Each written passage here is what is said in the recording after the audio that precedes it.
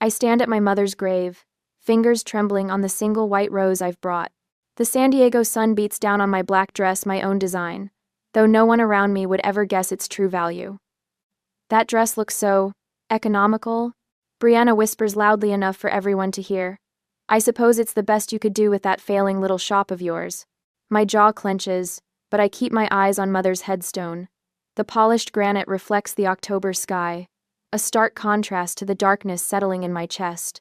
Catherine. Ethan sidles next to me, his cologne announcing his presence before his voice does.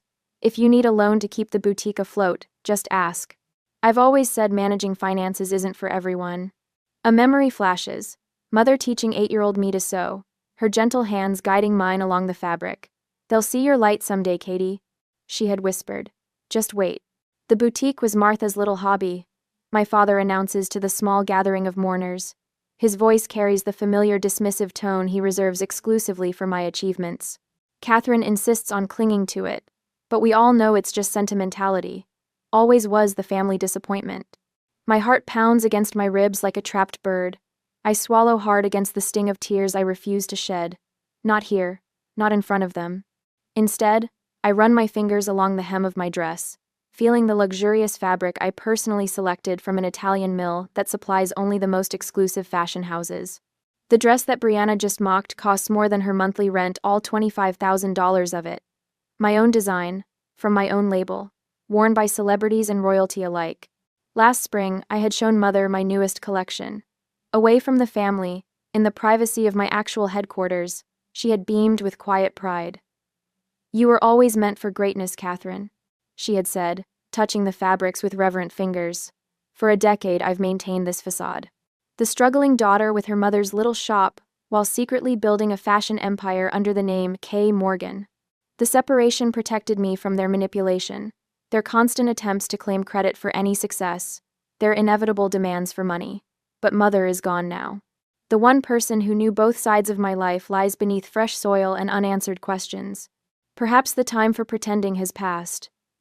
I manage just fine, thank you, I tell Ethan, stepping away from his condescending offer. Father clears his throat, drawing attention like he's about to announce quarterly earnings. About the boutique property, I've already contacted a realtor. The location has excellent development potential, and the proceeds will benefit the whole family. Mother left the boutique to me, I say quietly.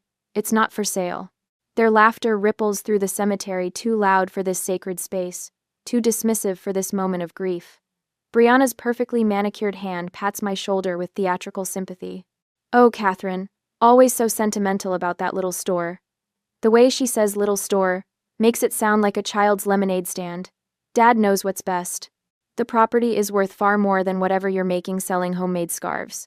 My father steps closer, towering over me with the practiced intimidation he's perfected over decades of business dealings. We'll discuss this tomorrow at my house, 2 o'clock. Don't be difficult, Catherine. The implicit threat is clear. They intend to take the one thing they think I have, the one connection to my mother they believe matters to me. What they don't know would fill libraries. Miss Morgan. Eleanor's voice cuts through the tension. She stands by the cemetery path, car keys in hand, her posture protective and professional. Your conference call is scheduled in 30 minutes. Brianna snorts delicately. Still keeping Mother's shop assistant around? How sweet. Though I imagine she works for tips at this point. Eleanor says nothing, her dignified silence preserving the secret that she's actually my executive vice president overseeing operations in 12 countries. Her salary would make Brianna choke on her imported champagne. My father frowns, checking his watch. Conference call? About thread inventory? His attempt at humor falls flat, even to his own ears. I should leave now. Follow Eleanor to the waiting car, prepare for the actual call with my Tokyo team about the new flagship store opening. Return to my real life. Instead, I make a decision. Eleanor, please reschedule the call. I meet her eyes meaningfully. I need you with me tonight. Eleanor's professional mask doesn't slip, but I catch the slight arch of her eyebrow surprise at my deviation from protocol. Of course, Miss Morgan. I'll take care of it. My family watches this exchange with varying degrees of confusion and dismissal. They see what they've always seen. Meek Catherine with her mother's part-time helper. Eleanor steps forward, her hand briefly squeezing mine in understanding as she comes to stand beside me. Tomorrow they'll learn what I've built. I say under my breath, words meant only for her ears. My family turns away, already discussing dinner plans, as if we hadn't just buried my mother. As if they hadn't just threatened to take what's mine. Their voices fade as they walk toward their expensive cars purchased with borrowed money and refinanced homes. I remain at the grave, one hand still holding the white rose, the other now clutching Eleanor's steady presence beside me. The weight of 10 years of secrets balances against the imminent revelation of truth. Mother knew this day would come. She prepared for it. And now, so will I. Later that evening, the San Diego harbor glitters under the setting sun as I stand at my penthouse window. The same waters stretch toward the cemetery where we buried Mother this morning, but from 40 floors up, grief feels different, more strategic than raw. Everything's organized as you requested, Eleanor says, placing several folders on my glass desk. Her silver hair catches the sunset's orange glow as she arranges them with military precision. I run my fingers along the embossed KM logo before opening the first one. Show me everything. Eleanor nods. All business now. Ethan first. He's under active SEC investigation for insider trading on the Westlake merger. Leveraged 300% beyond his assets. If convicted, 7 years minimum. The file contains bank statements, credit reports, and legal documents, a paper trail of my brother's collapse. How much does he need? I ask. $850,000 for the defense team capable of getting charges reduced to probation. I think of his condescending offer at the cemetery. A loan, as if I needed his help. Brianna next, Eleanor continues, opening a crimson folder. $9,500 monthly for the Beverly Hills rental. Credit cards maxed to their limits. Personal loans totaling $418,000. One missed payment away from eviction. The photographs show Brianna at charity galas, champagne in hand, draped in borrowed designer pieces, maintaining appearances while drowning in debt. And father? Eleanor hesitates, uncharacteristic for her. Richard's portfolio collapsed after the Meridian investment. Foreclosure notices on both coastal properties. He's been taking increasingly risky refinancing options. His financial advisor resigned last month. I take the thickest folder labeled Morgan Property Development and spread its contents across my desk. Land surveys, zoning applications, developer proposals. He's been plotting to sell the boutique property for years. I say, the betrayal fresh, despite my suspicions. 3 different developers over 5 years, Eleanor confirms. He accelerated efforts after your mother's diagnosis. My throat tightens, waiting for her to die. There's more. Eleanor slides over her tablet. Intercepted emails between your siblings from last week. I scroll through messages arranging how they would pressure me after the funeral. Ethan suggesting psychological tactics. Brianna volunteering to play the concerned sister. Richard coordinating their approach. They've been undermining your lease renewal behind the scenes. Eleanor adds. Brianna's contact at the city planning office has been helping delay permits for your expansion. I push back from the desk, moving toward the wall of windows where San Diego sprawls beneath me. Somewhere down there, my family is likely congratulating themselves on how they'll divide the spoils of what they think is a modest boutique. Show me mother's correspondence, I say. Eleanor retrieves a leather-bound portfolio from the safe.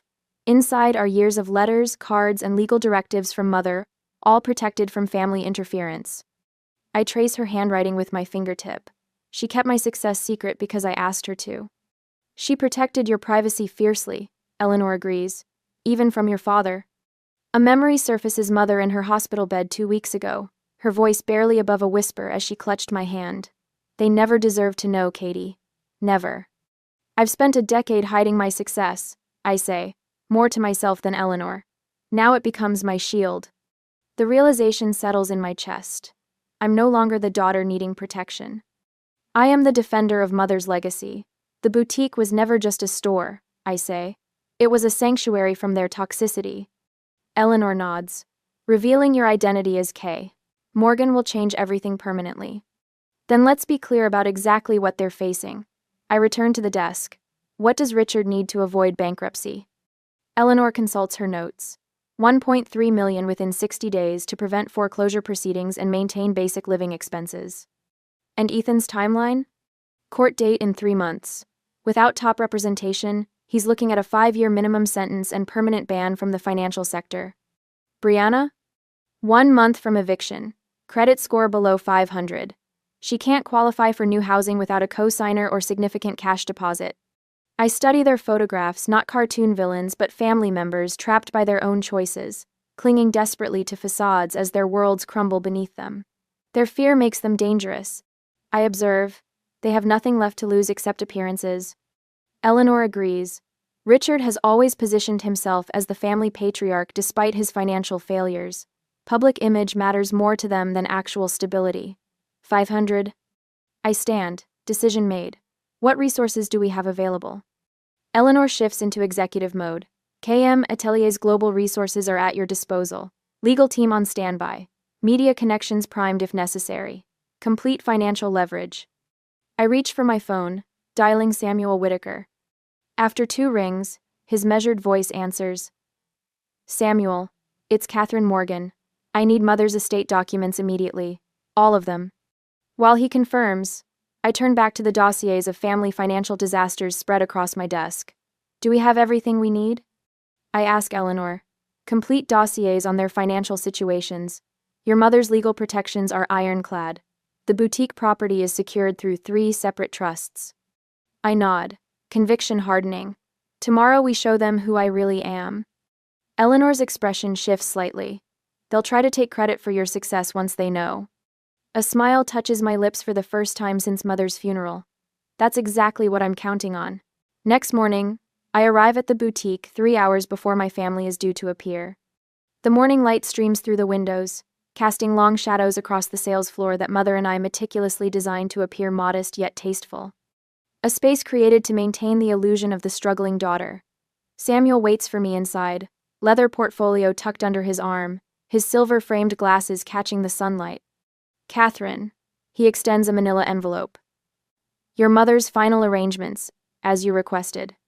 My fingers tremble slightly as I open it. I scan the documents, then look up sharply. Mother left me everything? Not just the boutique? Samuel nods, his expression solemn. Complete control of the Morgan family estate. She amended her will last year when her diagnosis came through. You are the sole executor with full authority over all assets. I sink into the nearest chair, a vintage piece from the 1960 seconds that mother loved. They don't know, do they? No. Your father believes the estate will be divided equally, with him maintaining control as family patriarch. Samuel removes more papers from his portfolio.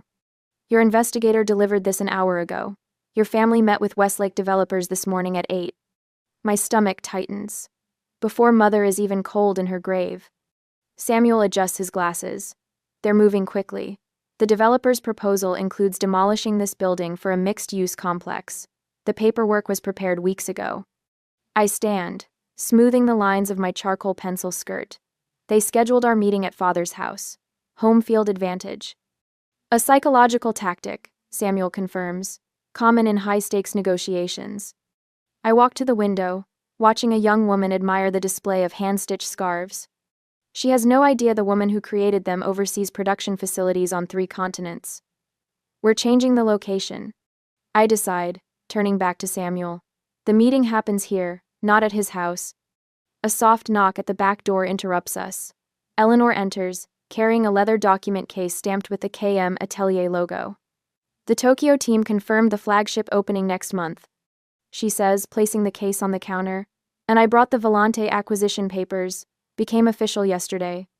I raise an eyebrow. The business news father never reads. Eleanor's lips curve upward. Biggest fashion acquisition of the quarter. $2 billion. And you're the majority stakeholder.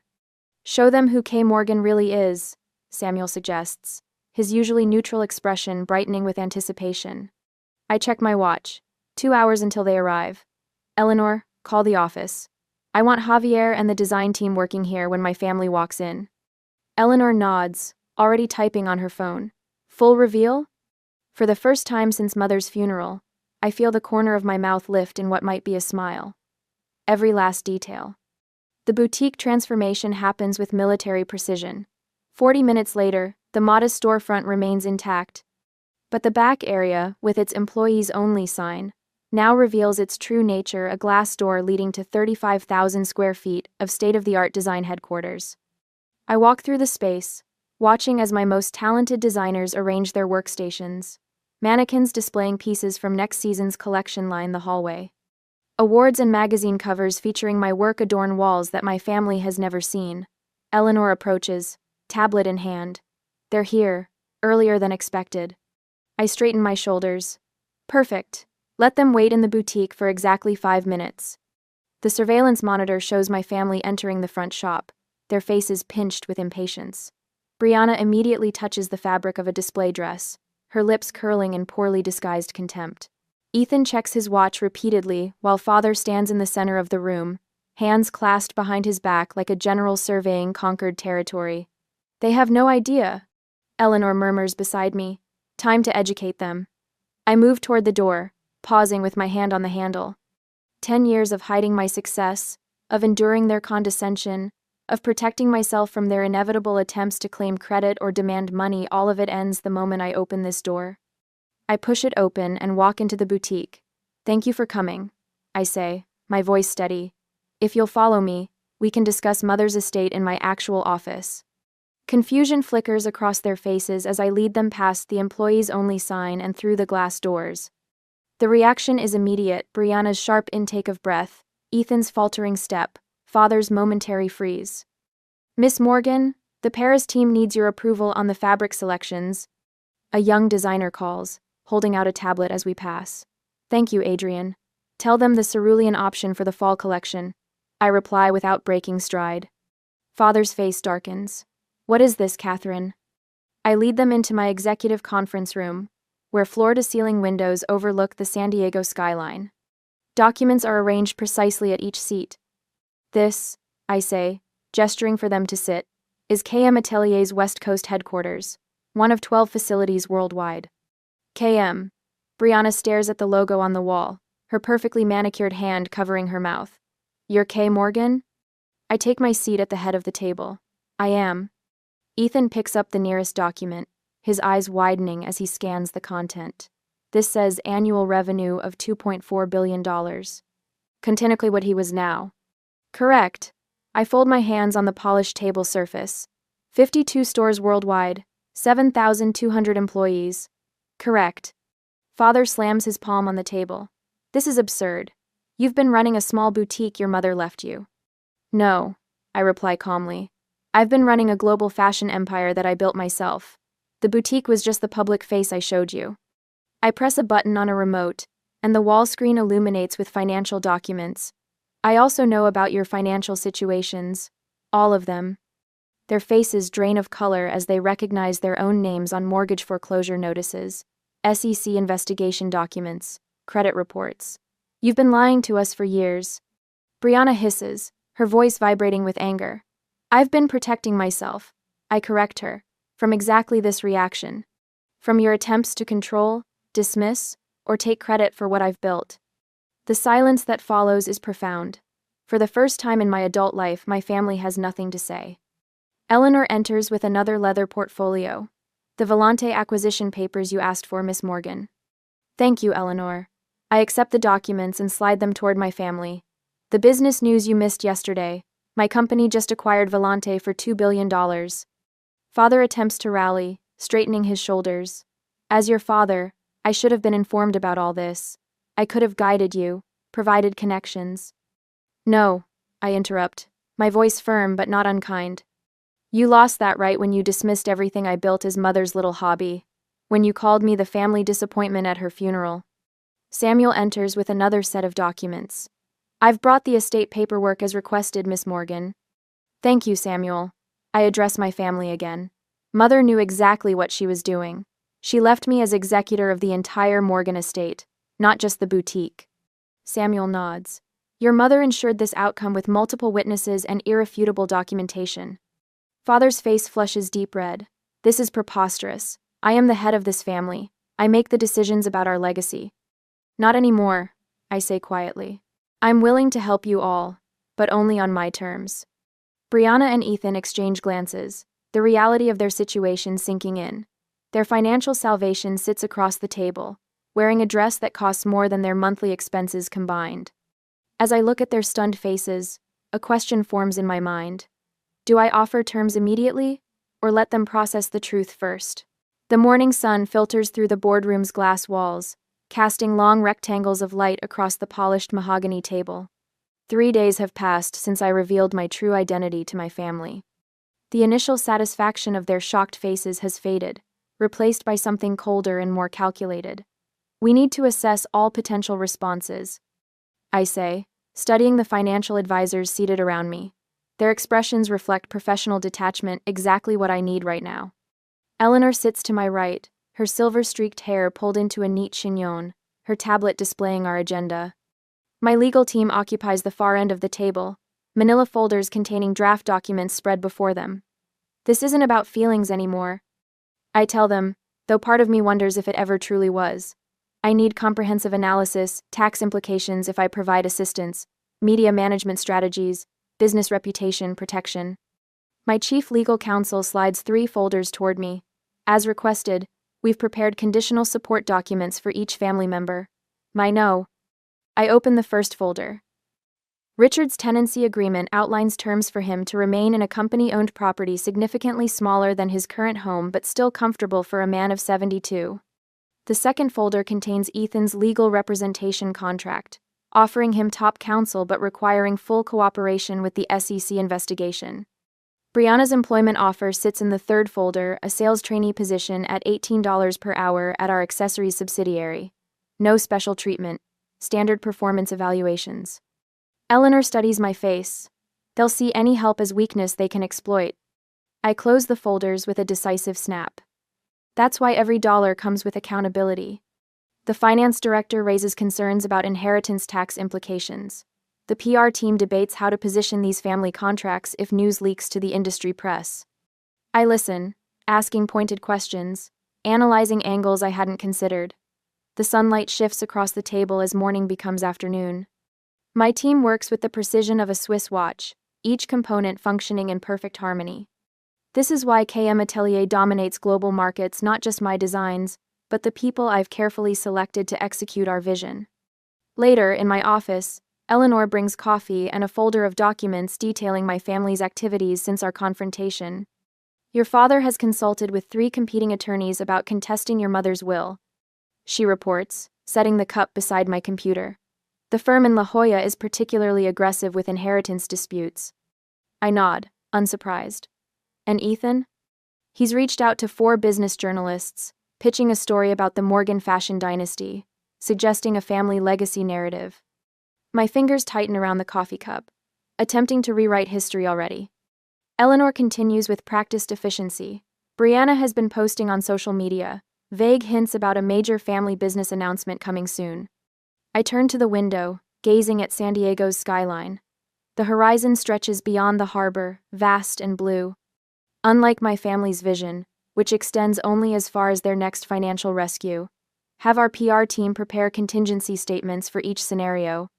I say. The K. Morgan brand remains separate from family drama. Eleanor makes a note. We've documented everything: calls, meetings, social media activity. If this escalates, we have a comprehensive record. I notice she's tracking my family's movements with the same precision she applies to our global operations. This isn't confrontational, just preparation for multiple scenarios. We review the documents until evening shadows lengthen across the office floor. The preparation feels thorough, methodical. I've spent a decade building my company with this level of attention to detail. My phone chimes with a notification. Eleanor glances at her tablet simultaneously, her brow furrowing.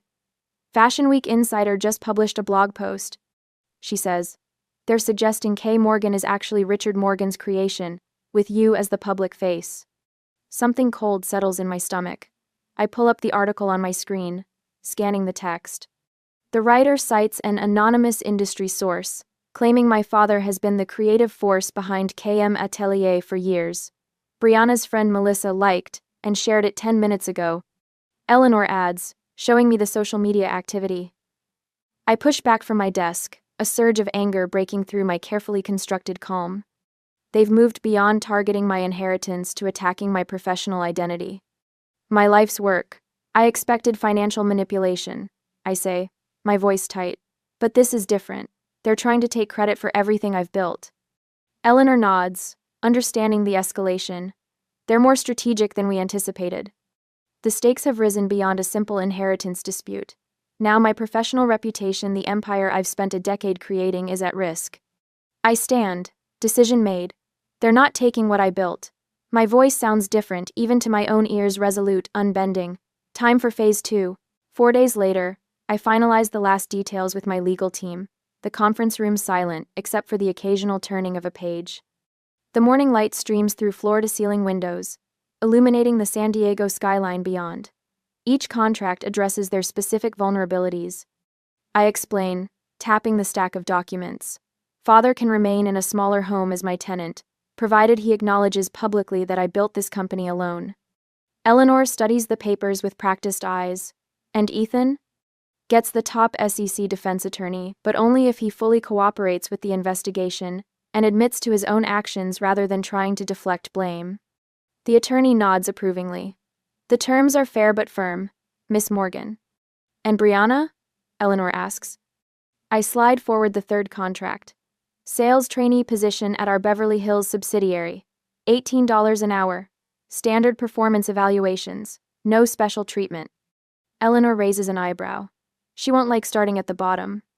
She needs to understand what actual work looks like. I square the contracts into a neat pile. This isn't about punishment. It's about establishing reality. My mind shifts to strategy. We present these as non-negotiable. They can accept my terms or walk away with nothing. They'll see this as an attack, the attorney warns. It's a business negotiation, I reply, rolling my shoulders to release the tension. Not a family reconciliation. Eleanor's phone vibrates. She glances at the screen, her expression tightening. Catherine. Her voice carries an urgency I rarely hear. Your father has scheduled a press conference for tomorrow morning. What? The word escapes sharper than I intended. Eleanor turns her laptop toward me. Richard Morgan will announce the family behind K. Morgan at 9 tomorrow. I feel the blood draining from my face. A decade of careful work, my reputation, my independence threatened in minutes by a desperate old man. He can't prove anything, the attorney says quickly. It's just bluster. He doesn't need proof, I counter, standing abruptly. Just enough confusion to damage our brand and the Volante acquisition. My heart hammers against my ribs, but my voice remains steady. They're trying to force my hand.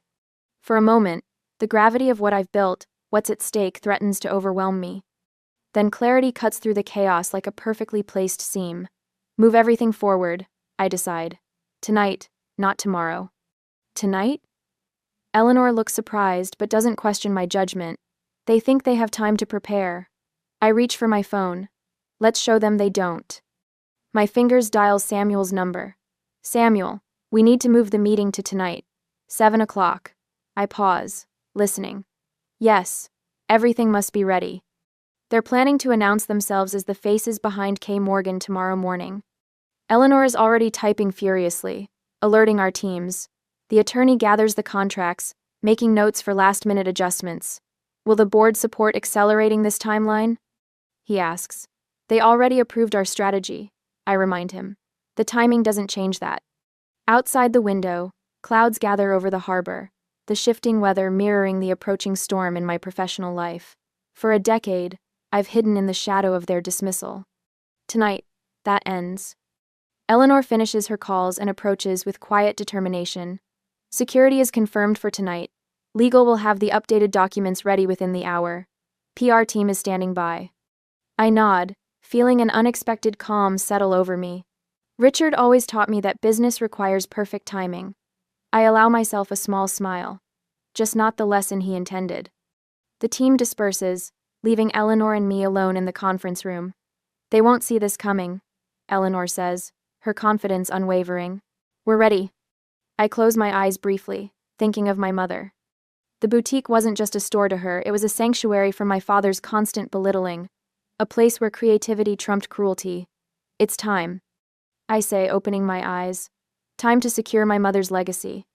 Eleanor squeezes my hand, the gesture brief but meaningful. And your own. The next hours blur into focused preparation, documents reprinted, security positioned, evidence organized. With each passing minute, I feel myself transform from the daughter they dismissed into the business leader I've always been. Tonight, they'll face not the Catherine they thought they knew, but Kay Morgan, CEO of a fashion empire built without their knowledge or support. Tonight, the family who never believed in me will discover exactly what I'm capable of. That evening, I grip the polished conference table as Thomas Vellante enters behind my father. The Italian designer's presence hits me like a physical blow. The founder of the luxury label I acquired just last week should be in Milan preparing for Fashion Week, not standing in my San Diego office beside my father. Catherine. My father's voice carries the same dismissive confidence he's wielded my entire life, despite the foreclosure notices piling up at his coastal estate. He gestures to Thomas as if introducing old friends. I believe you know Mr. Vellante. Eleanor steps closer to my chair, a subtle shift of alliance that doesn't escape my father's notice. Miss Morgan. Thomas Vellante's accent wraps around my name like expensive silk hiding a razor's edge. Or should I say, Kay Morgan? It seems we have much to discuss regarding the acquisition terms. My stomach tightens. Of all the contingencies we prepared for, this alliance wasn't among them. What's this about? I keep my voice level, though my pulse thunders in my ears. Brianna slides a leather portfolio across the gleaming table. Her smile reminds me of when she would hold my favorite dolls just out of reach as a child. The Vellante acquisition numbers. She taps manicured fingernails against the portfolio. Thomas has concerns about how they were represented. Ethan leans forward, his cologne overwhelming the subtle scent of the fresh lilies Eleanor placed in the office earlier. The board might be interested in how you've maintained two separate identities while running a publicly traded company. The pieces click into place. This isn't just about the boutique anymore. They've found the one pressure point I hadn't anticipated. Thomas opens the portfolio, revealing spreadsheets I recognize from our confidential negotiations. These projections for the Milan factory, they appear to have been manipulated.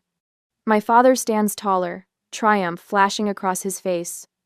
We're giving you one chance, Catherine. Bring the family into company leadership. Board positions for Ethan and me, VP of Public Relations for Brianna. We're trying to protect you from yourself. Brianna's voice drips with theatrical concern, the same tone she used when telling Mother I wasn't cut out for design school. The shareholders deserve to know who's really behind the company. Thomas clears his throat. If these discrepancies become public, it could delay or even cancel our acquisition. The market doesn't respond well to uncertainty. Ethan straightens his tie, the picture of professionalism, despite the SEC investigation looming over him. The Securities and Exchange Commission might be interested in how you've kept your identity hidden all these years. For a single heartbeat, doubt whispers through me. They've escalated beyond anything I expected, beyond the boutique, beyond inheritance, straight to the heart of everything I've built. My phone vibrates once in my pocket. I slip it out just enough to see Eleanor's text. Contingency protocol? I give her the slightest nod and type back a single word. Activate. Eleanor leaves the room without a word, her footsteps fading down the hallway. The silence stretches as my family exchanges victorious glances. You understand what's at stake, my father says. Not a question, but a statement of fact. This isn't just about family anymore. This is your entire company, your reputation. I stand slowly, buying time. You've clearly put thought into this. Brianna smiles wider. We always knew you were hiding something, just not something this valuable. The conference room door opens before I can respond. Eleanor returns with Samuel Whitaker and two members of my legal team. They carry tablets and document folders, moving with practiced efficiency that speaks of preparation. Mr. Vellante. Samuel extends his hand with professional courtesy. A pleasure to see you again. Thomas frowns, confusion crossing his features. Again? Samuel places a document in front of him. Your signed acknowledgement of Catherine Morgan's identity as Kay Morgan, dated prior to acquisition negotiations, notarized and witnessed. Color drains from Thomas's face as he stares at his own signature. Eleanor connects her tablet to the room's display screen. Shall I play the recorded conversation from yesterday evening? The one where Mr. Morgan offered you 10% of his proposed board compensation in exchange for your support today? My father's posture stiffens. You've been recording us? Not you specifically, I reply, finding my voice strengthened by their shocked expressions. We record all calls related to acquisitions as standard practice. Thomas called our acquisition team yesterday. Standard protocol flagged certain keywords for review. The legal team distributes thick document packages to each family member. The weight of the folders seems to physically push Brianna back into her seat. These are your options, I explain, watching their expressions shift from triumph to uncertainty. Every scenario we anticipated, every potential attack, with appropriate responses documented. Eleanor taps her tablet, changing the display to show complex organizational charts. This is what happens if you contest the acquisition. This is what happens if you approach the SEC. This is what happens if you call a press conference. Samuel steps forward. And these are the terms Miss Morgan is prepared to offer, should you choose cooperation instead of confrontation. I watch understanding dawn across their faces, the realization that I've been planning for this moment as methodically as they have, but with vastly greater resources. You have 1 hour to decide, I tell them, gathering my notes and standing. My terms are nothing. I have an emergency board meeting to attend. You're leaving us here? Ethan's voice has lost its condescending edge. Eleanor will answer any questions you have. Samuel will confirm the legality of the documents. I pause at the door, turning back to face them. If you reject these terms, I am prepared to cut all ties permanently. Thomas Vellante approaches me, his expression resigned. The acquisition? Will proceed as planned, I assure him, provided there are no further complications. As I walk out, Eleanor's voice carries clearly. Miss Morgan won't negotiate further. Those terms are final. Samuel adds, these documents are binding once signed. I recommend you read them carefully. The boardroom door closes behind me, and for the first time since Mother's funeral, I take a full, deep breath. The stakes have never been higher, but neither has my resolve. Whatever they decide in the next hour will determine our relationship permanently. I straighten my shoulders and walk toward the waiting board members. By the time I return, I'll know whether I still have a family. 10 minutes later, I return to the executive floor, my heels striking a steady rhythm against the polished marble. The sound announces my presence before I round the corner into the conference room where my family waits with the contracts. They fall silent when I enter. Richard stands at the window, silhouetted against the San Diego skyline, his shoulders rigid with the pride that's defined him for decades. Brianna perches on the edge of a leather chair, phone clutched in her manicured hands. Ethan paces near the door, his usual smirk replaced by a tightness around his eyes that betrays his fear.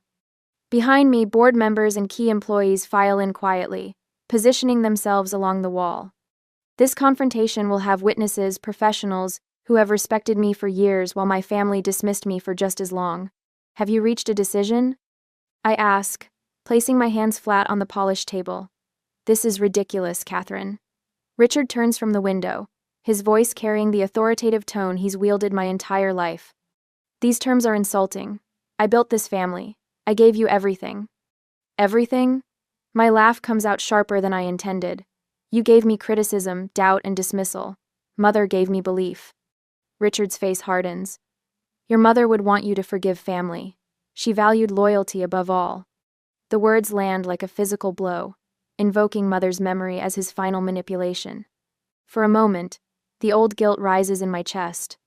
The practiced response of a lifetime to acquiesce, to keep peace flutters at the edges of my resolve. Then I remember the letters. Mother knew exactly who you were. I opened the leather portfolio. Eleanor handed me moments before I entered. That's why she protected me from you. I remove a stack of letters bound with faded blue ribbon. Mother's handwriting flows across the aged paper in elegant cursive. I place them on the table and slide them toward Richard. Mother documented everything. Every dismissive comment. Every attempt to undermine my business. Every conversation where you planned to rescue me from my little hobby once she was gone. Ethan stops pacing. You're bluffing. Page 16. I don't take my eyes off Richard. The night you suggested selling my boutique space to cover your SEC legal fees. Brianna rushes to grab the letters, but Eleanor steps forward and places a thick folder on the table. Miss Morgan asked me to keep records as well. Eleanor says, her voice carrying the quiet authority of someone who has witnessed decades of family manipulation, every phone call where you disparaged Catherine's abilities, every attempt to contact her landlord about breaking her lease. Richard's face flushes red. This is a business meeting, not a therapy session. Your emotional grievances aren't relevant to... They're entirely relevant, says Thomas Vellante, stepping into the room. My heart stutters. Thomas's presence was Richard's trump card, the founder of the luxury label I just acquired, the man my father tried to manipulate into threatening my company's stability. Richard's expression shifts from anger to smug satisfaction. Thomas understands what's at stake here. I certainly do. Thomas nods to me before facing my family. That's why I need to clarify something. Yesterday, Richard offered me a substantial kickback if I threatened to pull out of our acquisition agreement. The room falls silent. Even the board members shift uncomfortably. That's absurd, Richard sputters.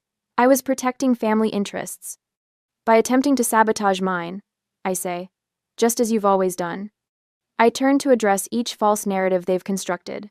To Ethan, I reveal the SEC documents showing his attempts to deflect blame onto junior associates. To Brianna, I present the social media strategy she'd drafted announcing herself as the creative force behind K. Morgan.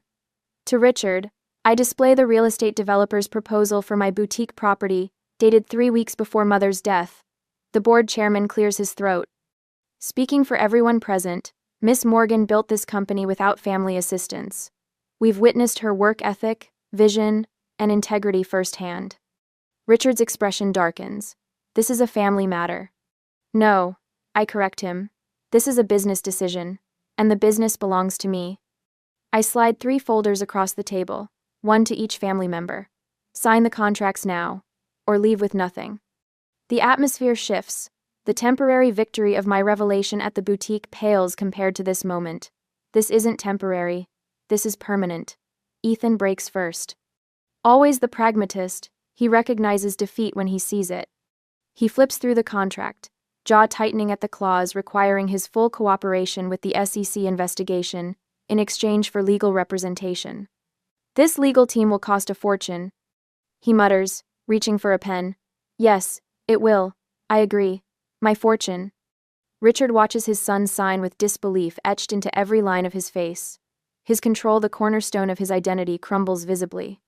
For 72 years, he's navigated life through intimidation and authority. Now, in a room full of witnesses, that power dissolves. Brianna stares at me, tears welling in her eyes. You really don't need us, do you?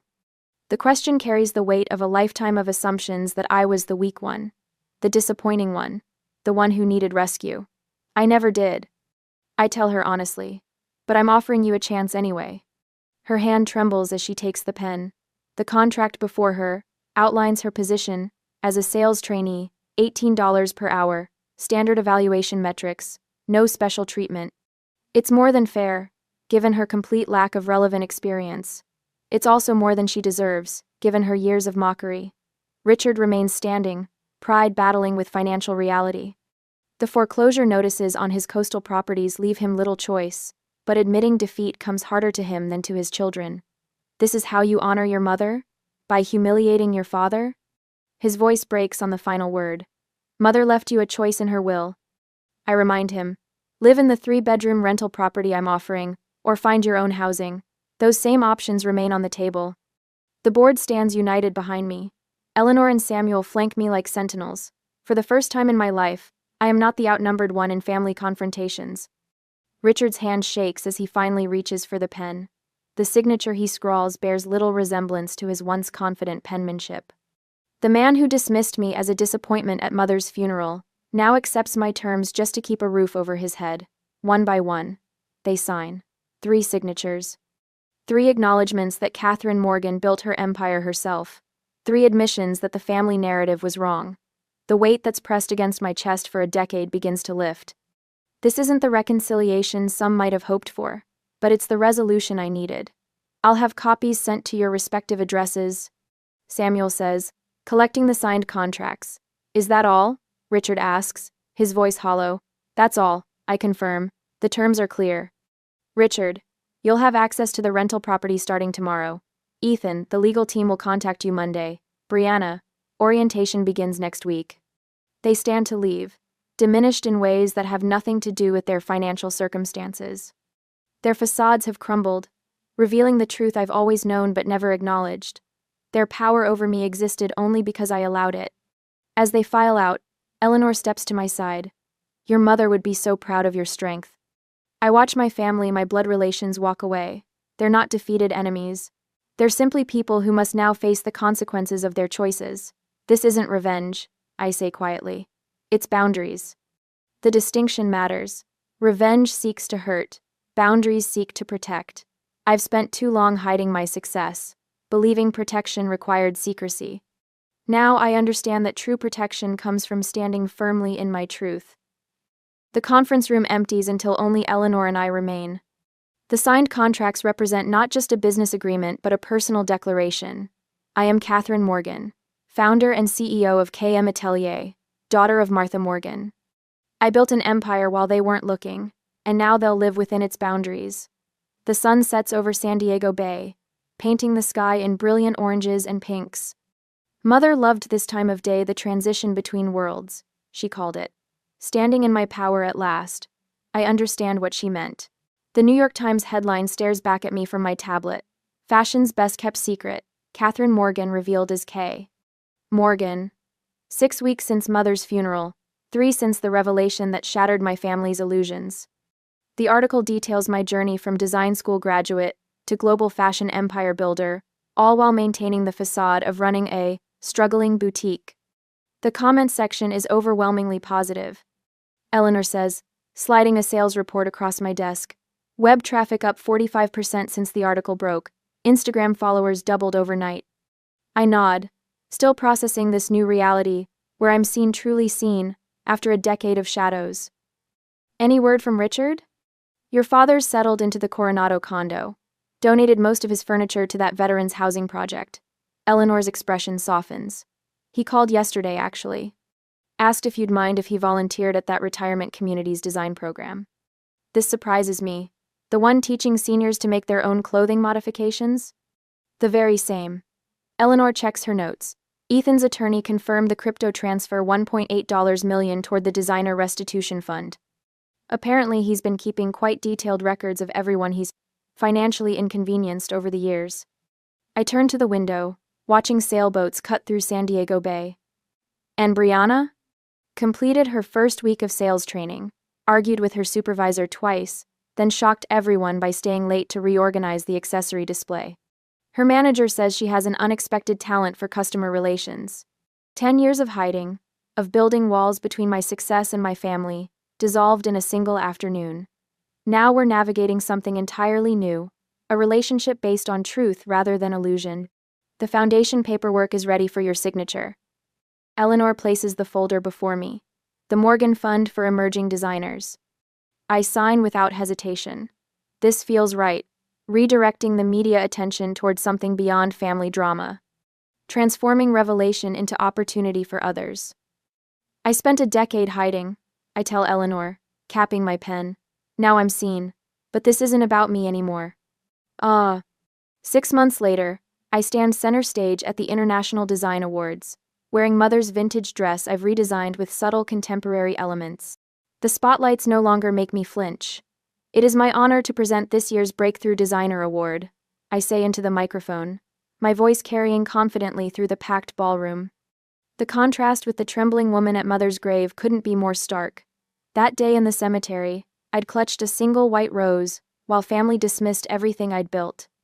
Tonight, I command attention from an industry that respects what I've created. Richard sits at a table near the stage, wearing a suit that fits his new, leaner frame. He nods slightly when our eyes meet. No longer the towering figure demanding compliance, he's found unexpected purpose, teaching retired craftspeople to adapt clothing for mobility challenges. Ethan sits beside him, reviewing notes for tomorrow's mentoring session, with young designers on contract negotiation, his legal expertise redirected toward protection, rather than exploitation. And there's Brianna, in a dress from our affordable line she helped develop, speaking animatedly with buyers. Her natural talent for connecting with people has earned her a genuine promotion to regional sales director, not through nepotism but achievement. The Volante integration exceeds all projections. Eleanor whispers as I return to our table after presenting the award. And the educational initiative launches next month. I squeeze her hand in silent gratitude. Eleanor, the one constant through all of this transformation. When Mother's design journals were published last month with my introduction, I finally understood why she kept my secret all those years. Not to hide my light, but to ensure it couldn't be claimed by those who hadn't earned it. Sunday evening finds us gathered around the table in my penthouse. The same configuration of family members as countless dinners before, yet everything has changed. The quarterly numbers look promising, I say, passing the serving dish to Richard. Though I'm more excited about the Morgan Recovery Grant results. 3 designers pulled back from bankruptcy already, Eleanor adds. She's taken on directing the foundation with characteristic efficiency. We're carrying your mother's legacy of nurturing talent. Richard serves himself a modest portion, a man still learning new patterns. I've been thinking about Martha's first sewing machine, he says, the singer with the gold detailing. It should be displayed somewhere people can appreciate its significance. We've reserved space in the company museum, I tell him, along with her original sketches. Brianna leans forward. Speaking of the foundation, I had an idea about a scholarship program for the design school, maybe in Mother's name. I've been working with some of the current students, and their financial struggles are significant. The Brianna of a year ago would have considered such students beneath notice. Now she sees them as worthy of support. The transformation isn't perfect. We all carry our histories, but it's genuine. Ethan discusses legal protections for young designers, his knowledge now a shield rather than a weapon.